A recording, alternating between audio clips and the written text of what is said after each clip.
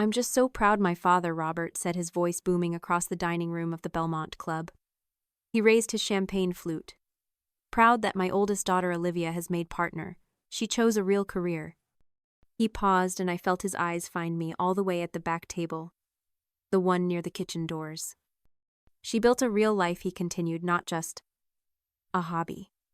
The room filled with his partners and Olivia's polished friends erupted in polite laughter. My face burned. I just stared at my water glass, my humiliation instant and sickeningly familiar. Have you ever felt like the invisible one in your own family? Let me know your story down in the comments. I'd love to know I'm not alone. I drove home in silence, the classical music from the party still ringing in my ears. My father's voice was on a loop. A real career. Not just a hobby. Then my mother Stephanie chiming in later, patting my arm. Don't you worry, dear. Not everyone is ambitious like Olivia. It's good to have interests. Even Trevor, Olivia's husband, had gotten in a jab. Honestly, Claire, I don't get what you do. Something with computers. You should let Olivia get you an informational interview at the firm. Learn what a real day's work looks like. I parked in my usual spot, walked up to my small apartment. It was dark, a stark contrast to the glittering chandeliers of the Belmont Club. I didn't turn on the lights. I just walked to my desk, the glow of my monitor illuminating the room. I sat there for a long time. I wasn't angry. Not anymore. I was done. My hands moved automatically. I logged into my bank. My real professional high-yield bank account. I navigated to the scheduled payments page. There they were. 2 payments scheduled for the first of the month, just like every month for the last 4 years. Robert Henderson, mortgage, $4,000. The Belmont Club, dues, $1,500. My father couldn't even enjoy his status at the club without my hobby paying for it. I looked at the clock on my computer. 11:51 p.m. I took one steady breath. My hand moved to the mouse. I clicked on the first payment. A box popped up. Are you sure you want to cancel this scheduled payment? I clicked confirm. I moved to the second payment. Are you sure you want to cancel? Click confirm. Just like that. 4 years of financial support. 4 years of being their silent, invisible safety net. Gone. I didn't cry. I didn't feel a surge of anger. I just stopped. I closed the laptop, and for the first time in a long time, the silence in my apartment felt like peace. You have to understand, I wasn't just being generous. It wasn't a gift. It was a rescue. 4 years ago, my father called me. He never called unless he needed something. He wasn't booming or confident. His voice was thin, terrified. His consulting firm, the one he'd poured his life into after his dot-com startup failed in the early 2000s, was collapsing. He'd leveraged everything. The bank was foreclosing on the house I grew up in, the house Olivia was planning her first wedding showers in. They were going to lose it all, and worse, they were going to be publicly humiliated. And I had just sold my first major piece of code, a predictive algorithm I'd built in my dorm room. It wasn't billions, but to me, it was a fortune. So I stepped in. I became the silent investor. I took over the $4,000 monthly mortgage payment. I took over the $1,500 monthly dues for the Belmont Club because, as my mother explained, we can't lose face, Claire. We have to maintain appearances. I agreed to all of it. I kept their perfect, curated life afloat all while they looked at my work. The very work that was paying their bills, and called it a hobby. People always ask, why did you do it? Why did you just sit there and take the insults? They don't understand the invisible chains. When you grow up in a prison without bars, you learn to survive. My family's prison was built on a very simple rule. Olivia's success was real, and my success was imaginary. Her law degree was an achievement. My code was a pastime. Her partnership was a milestone. My algorithms were just a phase. When you're told your reality is wrong over and over for 28 years, you learn that silence is survival. You learn that fighting back only makes the walls feel closer. My endurance wasn't a character flaw, it was a scar. I wasn't weak for staying. I was a survivor, conditioned to believe that their approval was the only air worth breathing. I just kept paying, kept my head down, and hoped that one day they'd finally see me. All they saw was an ATM. The phone started ringing at 8 a.m. Exactly. I knew who it was. I let it ring, and ring, and ring. He hung up. A text message appeared immediately. Claire, call me. The bank just called. It's an emergency. I waited. 1 minute later, he called again.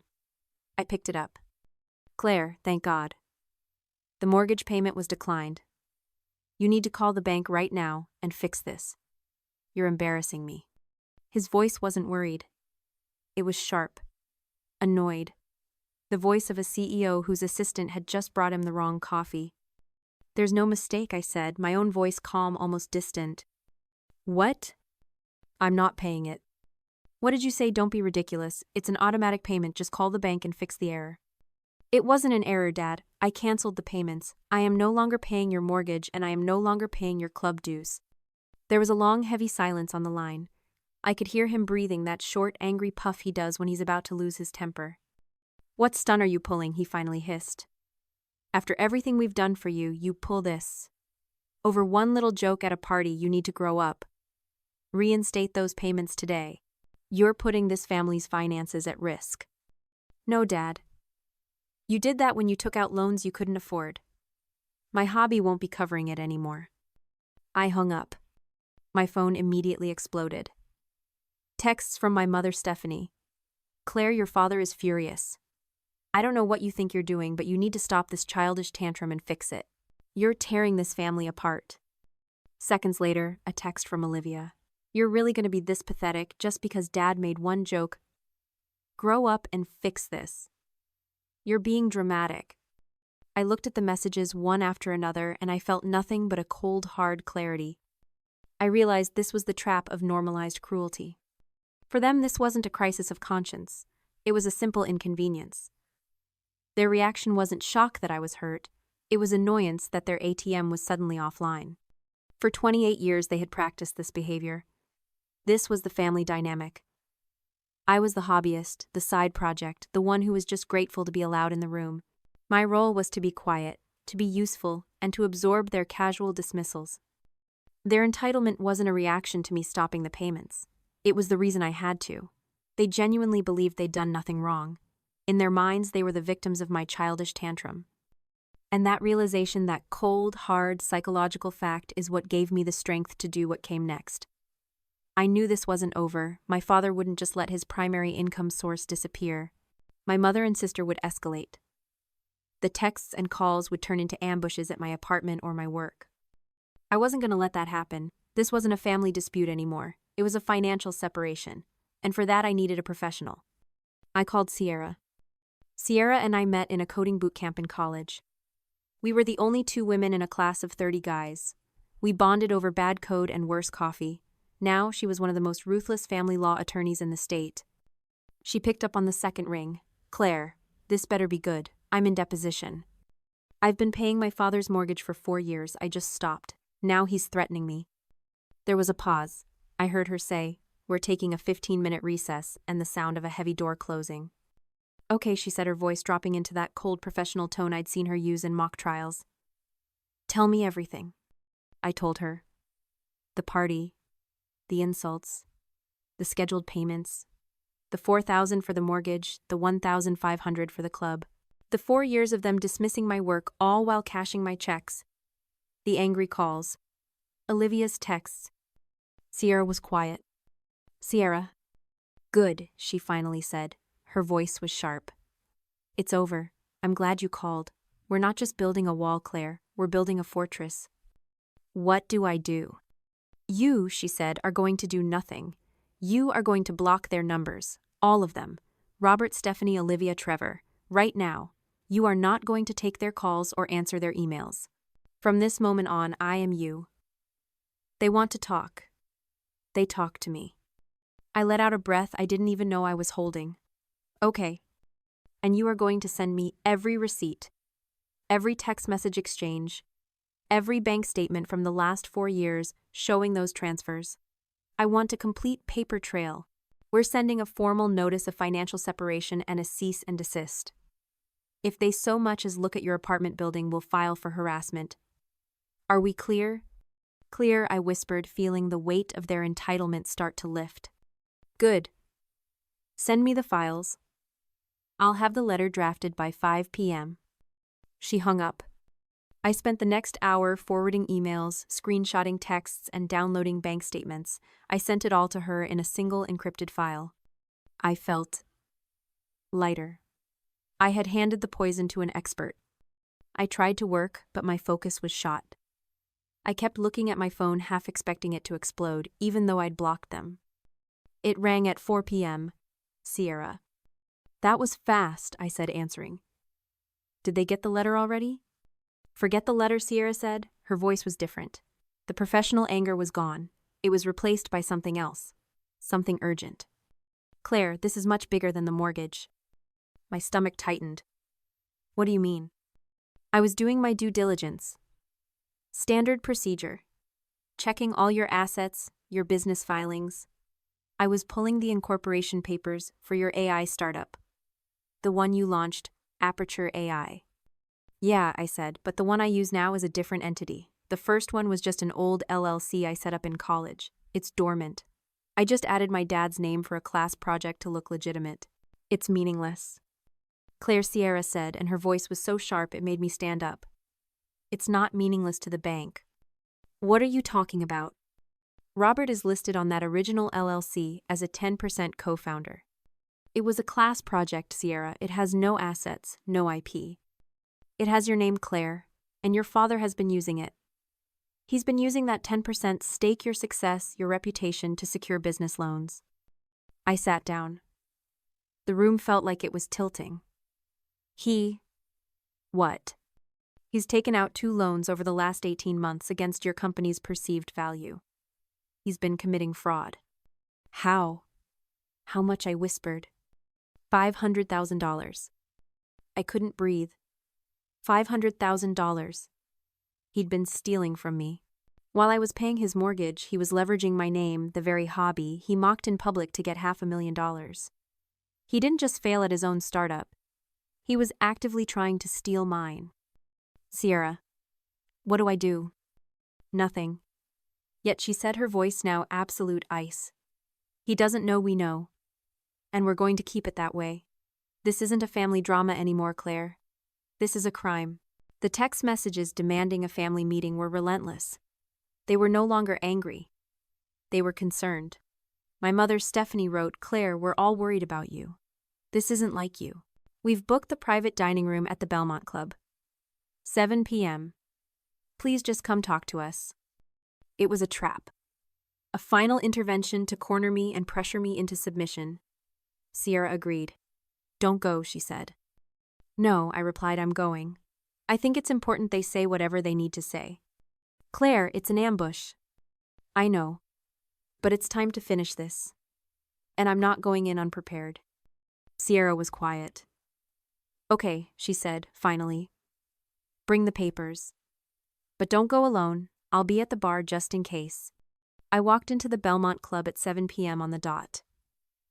The maitre d' recognized me and nodded. They're waiting for you in the Cypress room, Miss Henderson. He still thought I was the one paying his salary. As I walked down the hall, my phone buzzed in my pocket. A single text from my acquisition team. It's done. Wire transfer initiated. Public announcement goes live in 5 minutes.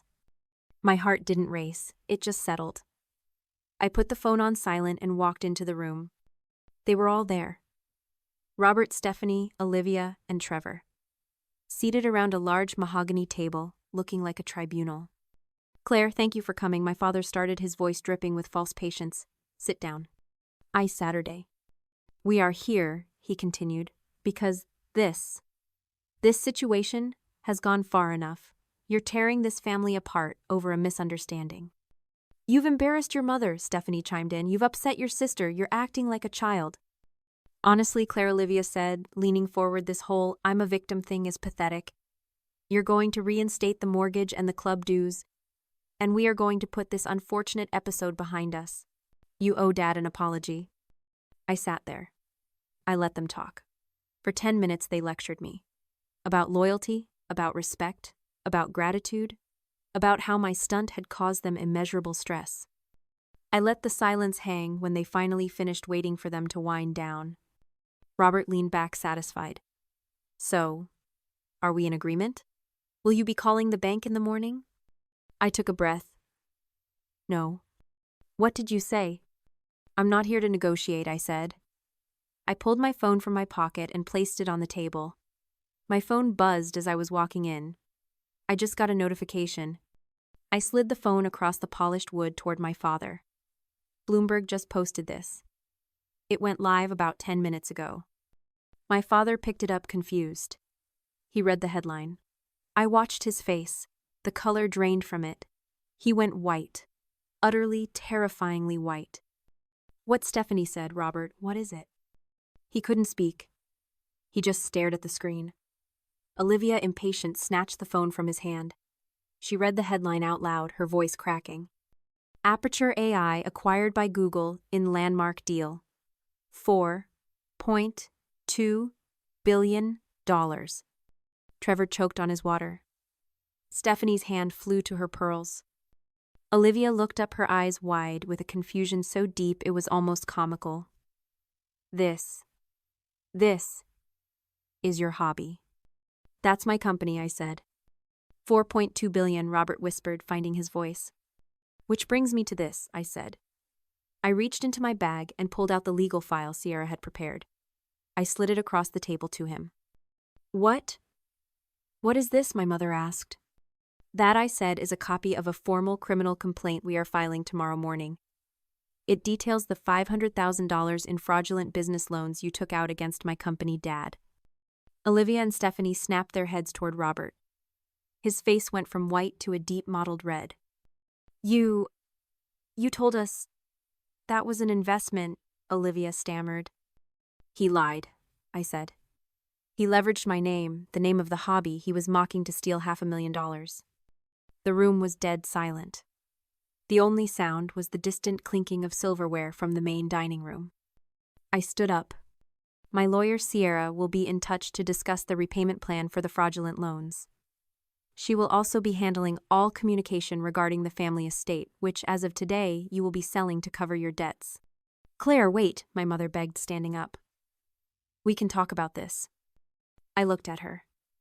No. We're done talking. Don't contact me again. I walked out of the Cypress room, leaving them in the ruins of their real life. The aftermath was quiet. My father, Robert, faced criminal fraud charges. Faced with Sierra's mountain of evidence, the fraudulent loans, the leveraging of my company, he pled guilty. He was sentenced to 5 years of probation and ordered to repay the full $500,000. They had to sell the house. The house I grew up in, the one I had saved. They sold it to cover the debts he'd racked up.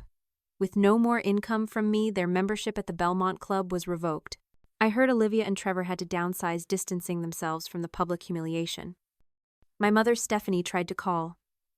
Olivia sent long, rambling texts. I never replied. One night I was sitting in my new apartment, a penthouse overlooking the city. I opened my phone and looked at their names.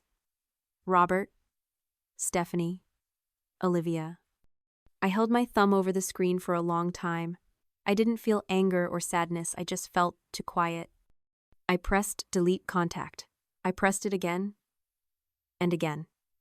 My life was finally my own. This story, it was never really about the $4.2 billion. It wasn't about the acquisition or the house or the club. It was about what it feels like to be on the outside. This is a letter to those of you who have always felt like you were at the back table. The one on the other side of the glass looking in at a family, a party, or a life that you were never quite invited to. It's for the one who was told you were too sensitive or too quiet or too much, when in reality you were just you. Your passion is not a hobby. Your worth is not determined by their inability to see it. You do not need their permission to build your own empire. And you never need their approval to sit at the head of your own table. Your life is not an audition. Stop waiting for them to cast you. Go build your own stage.